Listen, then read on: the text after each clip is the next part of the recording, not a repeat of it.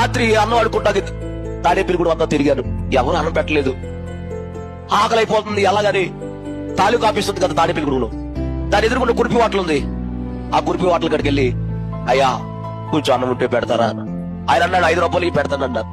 డబ్బులు లేవండి, నేను అడుక్కున్న వాడినండి, కొంచెం అన్నం పెట్టండి అయ్యా అన్నాను. డబ్బులు కొద్ది పెట్టనన్నారు.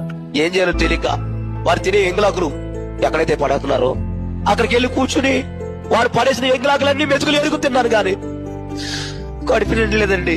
ఈ ఆకలి కోసమే కదా బ్రతికేది, మర్చిపోతే ఈ ఆకలి ఉన్నది కదండి. అక్కడి నుంచి నడుచుకుంటా వదిలికెక్కేసి పిచ్చి పైనుండి కిందకి కాలంలో దూకి చచ్చిపోదామని పైకెక్కేశానమ్మా. చేపురోలు యోబు గారని అంటే నాకు తెలియదు. చిన్న తాడేపల్లి అక్కడి నుంచి ప్రాంతం చూసుకుని వస్తున్నారంట కారులో. కారు పిచ్చి ఎక్కింది. నా తెల్లంగా వచ్చింది కారులో వచ్చి నా వైపు చూసాడంట. రే డ్రైవర్ కారు ఆపురా, నేను ఇలా తిరిగాడు పడిపోదామని.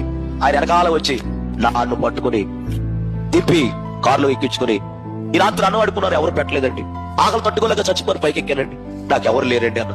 అప్పుడు ఆయన అన్నాడు, నీకెవరున్నా ఎవరు లేకపోయినా నీకేసే ఉన్నాడు, రా అని నన్ను తీసుకెళ్లి నన్ను పెంచి బైబిల్ ట్రైనింగ్ ఇచ్చి ఒక సేవకుడుగా నన్ను తయారు చేశాడు ఆయన. అంటే నా దగ్గరికి ఎవరు వచ్చారు చెప్పాలి, ఎవరి రూపంలో చెప్పండి అమ్మా. సేవకుడు రూపంలో వచ్చాడు.